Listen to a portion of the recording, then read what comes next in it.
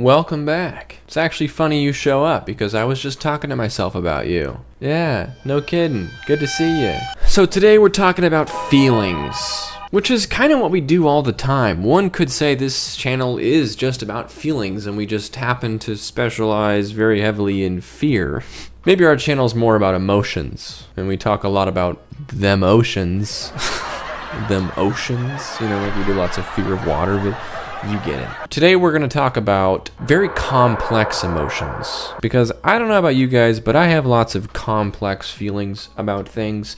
Ones that I don't know if I could really put into words for you. Sometimes I'll be exploring like a new town and having a good time, and then I'll have this moment of like, man, this is only one town in this one part of this one state of this one country. There's so much out there that I'll never even have time to experience, even if I had the ability to go there. I'll never see all of the world. I'll never experience everything. In an entire lifetime of trying to, I could never. Anyway, I'm hungry. Let's just jump into it because it's hard to explain and it doesn't really need explaining. These are all from a page called Fascinarium. I don't know if they need credit because these are just definitions to words put over an image that they probably just found on the internet, but still worth mentioning. Also, you get to hear me try to pronounce these words. Chirosclerosis, the moment you realize you're happy. Consciously trying to savor the moment, which prompts you to identify it and pick it apart to where it then slowly dissolves away. So you're having a good time and you suddenly become aware of like, wow, I'm having such a good time. And then being like, I want this moment to last. You know, you're trying to figure out what it is that made you happy or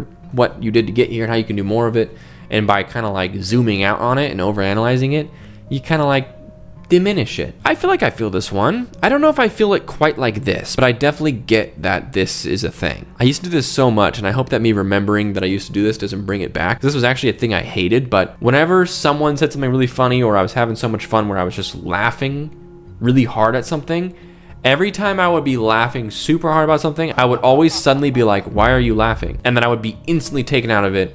Whatever was funny is no longer funny. So I think that's similar to this because you're having this really big moment and maybe it doesn't happen very often for you. And so therefore you're like, man, this is good. I like this. But by becoming aware of it, you're like, oh, now I'm thinking about it too much. It's amazing how being analytical can actually just get in the way of just being a human being sometimes. Yeah, that's a complex emotion that I definitely feel is a legit thing. Kenopsia, the eerie atmosphere of a place that's usually bustling with people, but it is now quiet or abandoned.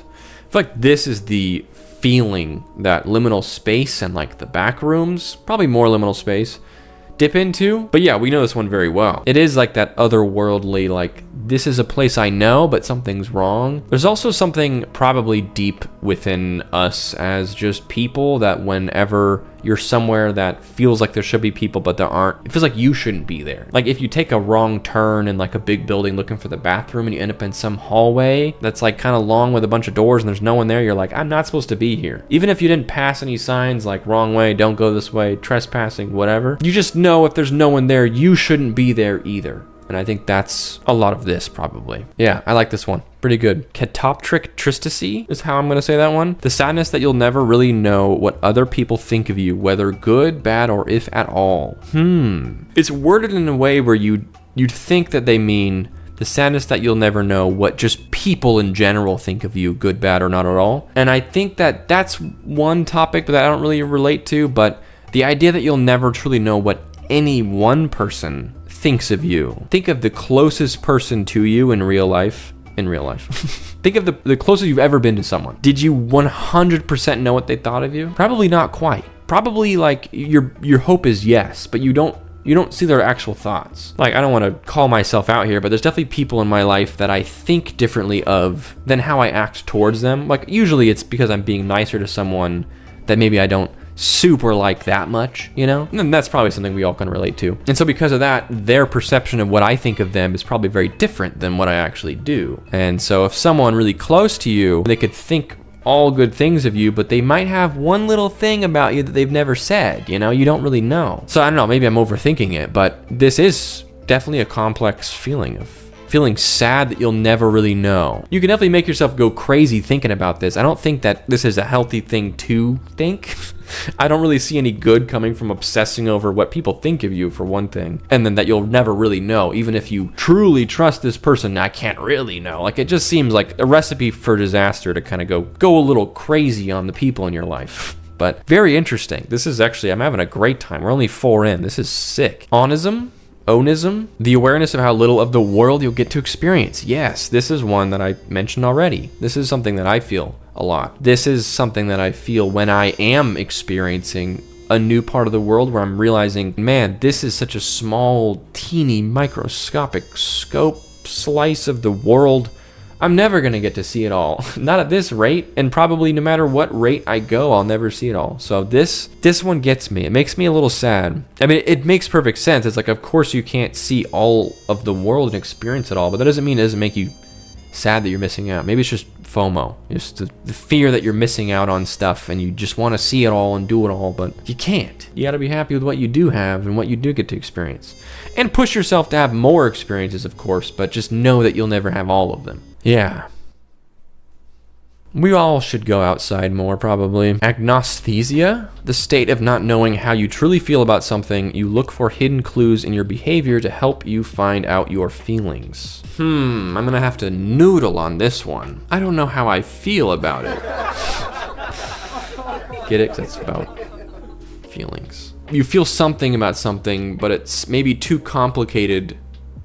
No, the state of not knowing how you truly feel about something. I'm trying to think when this would come up. The first thing I thought of is like getting your college application approved. You are now gonna go to this school that you wanted to go to. And it's like an exciting time technically because you got something that you were trying to get, but it's not until you're faced with the reality of now acting out part 2 of that plan and now going to that school that you have to face if you are happy or sad about it, you know, where you have to kind of analyze. I could be totally wrong on this one, by the way. I'm just trying to figure these out. This is a game for me. You're trying to figure out if you're actually happy or if you just feel like you should be happy. And that can apply to a lot of things. But in this example, you're like, okay, well, I got accepted to go do this, but now that I am actually doing it, you know, like your focus was the chase of the goal, and then you achieve the goal and you're like, okay, the thing after that, I now have to consider if that's what I want. You don't know what you feel about it because it's complex.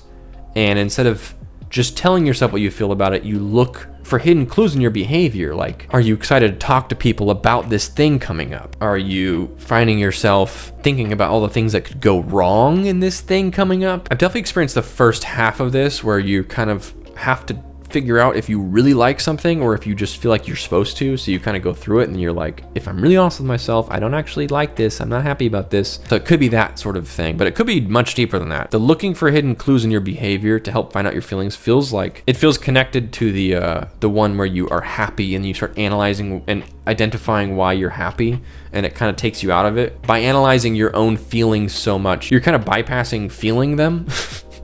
You're trying so hard to figure out how you feel that you're not giving yourself time to just naturally feel it. I don't know. Interesting stuff. Hanker sore. Finding someone so attractive that it actually hurts. Is this a real thing? Not just a play on words? I don't know about physically hurts. I feel like there's not that much to say about this one. It's not as deep as the other ones, but man, if you guys are out there feeling someone is so attractive that it causes you pain, I don't know, man. I don't know, that's a very weird concept to me. If they mean literally hurts, I get that it could be an overwhelming feeling, but hurts, that's something else. That could be much more than a cheeky little emotion. That could be more like a medical emergency. Excellensis? Again, I'm guessing on these pronunciations, but it's not like anyone in the comments is gonna know the actual words. I feel like these are mostly made up. The tendency to give up trying to talk about an experience because people are unable to relate to it. This one's pretty like grounded. This is pretty normal. This could go positive or negative. It could be something really bad that happened and everyone else around is like, they just don't get it. Like you went through something traumatic, but they didn't. And so it's like, even if they want to be helpful, like they can't really relate to it. So you just stop bringing it up because it's not really, nothing good comes of it, you know? In which case, you know, go to therapy because those people are professionals for that sort of thing. But I also get the like positive side of this too, where you you want to share something with someone, something good happened, but they don't get it either. And I can only think of silly examples, which maybe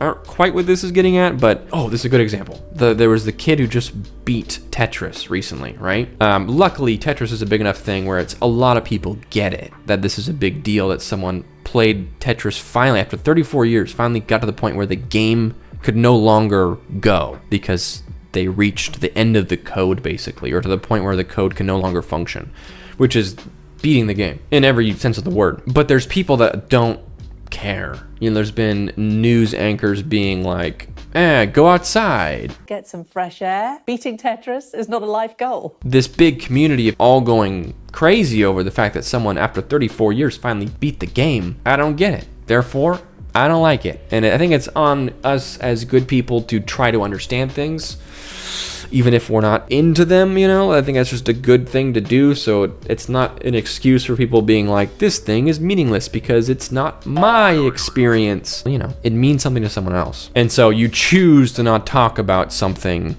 because you don't have anyone that would relate to it or have anything to say to it because they don't have those experiences. So this one, I feel it in a big way. Me personally, not in like a ton of ways, but I totally get this one. This one makes a lot of sense to me. You keep trying to talk about something with someone or people in general, and eventually you just kind of consciously choose to stop bringing it up because you've never gotten anywhere with it. That's something else, man. These are making me think. This is a wild video. For me, at least. I don't know. This is very different for us. Saunder. Okay, this one is not really obscure. Maybe there's people that haven't heard this phrase or this definition. This sort of is just common sense, but still worth talking about. Saunder. The feeling when you realize that everyone, including strangers, have a unique life as complex as your own, each with love, problems, and ambition. It's like technically we all know this, that the people around us are all people. I can't ever tell if people are joking when they call people NPCs. Maybe some people believe that some strangers actually aren't people, and sometimes I kind of feel like that too with some people that don't seem to have a whole lot going on. But everyone is their own unique person who was born, had a childhood, family drama, things that they're passionate about, issues they're trying to deal with, things on their mind, things that they aspire to, plans for the future. And we're talking like when you're in traffic next, if you're somewhere where there's traffic, this is very Californian of me, but if you're in traffic, it's like all these cars, they're full of people and they're all in your way, but they all are just as valuable as you are, you know? It's not like this should be a mind-blowing moment to realize that other people are people too. Of course, like we know that. Saunder is just like taking the second to stop and feel that, you know? It's like, we know it. Every time someone mentions Saunder, there's always someone who says like, obviously, and it's like, yeah, like, yes, obviously, but also, it's not like we treat everyone like they are just as complex as ourselves. A very simple thing I read one time that I think about all the time is, we judge others by their actions, we judge ourselves by our intentions. That sort of plays into this where it's like, if I cut someone off in traffic and they honk at me or whatever, and I'm like, oh, why are they so mad? Like, it was just an honest mistake. Like, I didn't mean to. I didn't see them for whatever reason. This doesn't happen often. It's just, for example, I'm actually a good driver. But if someone cuts me off in traffic, I'm like, what a maniac. There's no room for a friendly explanation. I don't know. This one's probably the most basic one we'll look at today, but it's also one that I think applies to every moment of our lives because we're around people all the time. So keep this one in mind. Notice Tollins. The realization that the plot of your life doesn't make sense anymore. Although you're following the story, you keep finding yourself immersed in passages you don't understand. I don't know if I feel this one. This isn't really a video about me, of course, but I think if I have experience with it, it's easier for me to relate to. There's definitely been times in my life where I thought things were going one way and then I was like, dang, that didn't go the way I thought it was going to go. You have your life planned out and then you end up way over here and then you kind of look back and you're like, man, I was hoping I'd end up here, but I ended up way over here. So maybe it's sort of like that, where it's sort of like a realization that you're not really in control as much as you think you are. But the whole life doesn't make sense anymore feels more like, I don't know, I'm not an expert, but that feels almost like a mental illness thing where you'd be like, nothing makes sense anymore. Like my story. It's like you don't have a plot. There shouldn't be a plot that now doesn't make sense. Unless you're saying that like you walk out your front door and then you're in a different town, you're like, that doesn't make sense, I don't live here. Like then you're having bigger issues of reality warping or something, but I don't know. This one's interesting. I'm sure someone will watch this and relate to this. I don't know if I really get it though, and it definitely doesn't jump out to me as something that I've felt. So interesting though, to sort of have a realization that your life as a story doesn't make sense, where you're like, things are just disconjointed and I don't feel like things are moving in a direction. Maybe that's what it is. Maybe it's more like it's easy to think that your life is supposed to play out in a way that makes sense, and when it doesn't, you're like, this doesn't make sense. Sometimes it feels like life sets you up for a good thing, and then that good thing ends up being a bad thing, and you're like, huh. So maybe it's like that, where you're expecting your life to play out in a sensible way, and then when it doesn't, you're like, what the heck? Who wrote this? But the part about getting immersed in passages you don't understand, I don't know if I get that. I don't know. We'll move on. I'm assuming the G is silent, so Gnossian is my best guess. A moment of awareness for someone you've known for years has a secret, mysterious inner life that you will probably never know about. This one is like Saunder, and then the one about you never knowing for sure what people think about you. It's kind of those two things wrapped into one, where you've known someone for years, you know them really well, but they still have like a secret inner life. You know, again, you have people that you're close to, but like there's stuff that I think about a lot that I don't really like just let people hear about it. There's like your outer circle that everyone gets to see, loose friends, coworkers, whatever, like closer friends and family, then like your partner, and then like there's just you at the middle, you know? Is that bad? Is that psycho behavior? Am I just outing myself as a crazy person? Is everyone else like a total open book about their inner? Like it's just me in there. It's hard to explain, you know? I don't know. This is interesting. It's making me think about stuff I haven't really thought about. It's not like you're secretly evil on the deep inside and you're pretending a thing. That's not what I'm trying to say. It's like there's like incomplete thoughts that you wouldn't really say out loud all the time. Maybe you would. I don't know. Shower thoughts, maybe. But yeah, everyone has mysterious inner life that you maybe will never know about. And it says probably never know about, so maybe it's not that you can't know the real of someone, it's just that it's unlikely that you really know that about that many people in your life. That they are, at their core, probably a little bit different than you know. Oh, that was the last one. That was a journey, dude. That was crazy. It definitely wasn't like a funny or silly video like we do so often, but hopefully it was at least something to think about. I feel like just going on this journey, even if this wasn't a video, just reading these and really thinking about them was kind of a fun experience for me. It felt very philosophical in a good way. I know there's more emotions like this, more complex emotions. If you've got some, hit me with them. I would maybe do this again someday, or at least I just love to think about this kind of stuff. So hopefully you enjoyed it. Very different video for us, but man, even if you like the video, I'll never truly know if you actually enjoyed it. That's very interesting. But yeah, thanks for watching. Don't forget to like and subscribe if you feel like it, and I will see you next time.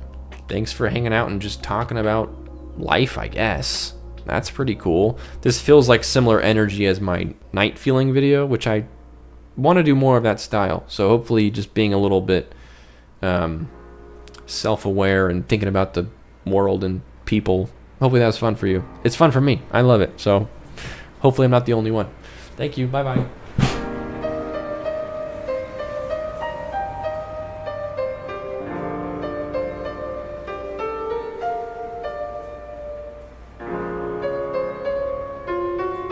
God, I told you to get out of here. What are you still doing here, bro?